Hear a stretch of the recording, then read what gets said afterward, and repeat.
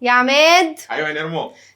بما ان انت مكتئب يا حبيبي ومطلع روحنا في البيت زعيق، فقلت ايه اروق عليك يمكن تهدى علينا.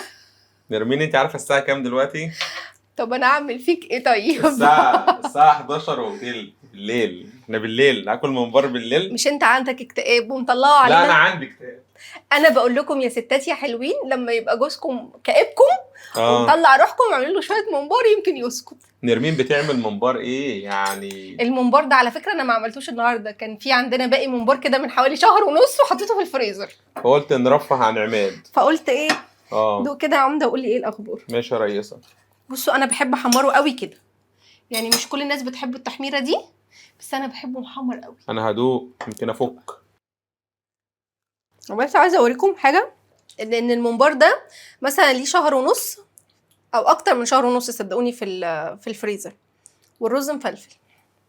عظمه حلوه قوي.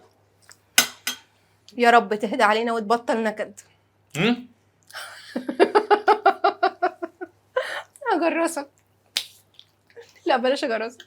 بص انا هفضحه لان هو منكد عليا انا والعيال. عماد اسبوع متزعقش في البيت، من حقك. اوكي؟ انا عملته لك وانت مش الحمام. متوقع. من الحمام بقى، ما بدي عايز اسبوع من غير زعيق. عم رفعت هيجيبه يوم الاربعاء، لما يجيبوا عم رفعت هبقى اعمله لك وابقى اصوره عشان يبقى ايه يسكت مثلا مش اسبوع، اسبوعين 3 بقى ما يتخانقش في البيت. طب انتوا يرضيكوا عشان شويه ممبار قعد اسبوع هادي في البيت عشان شويه ممبار؟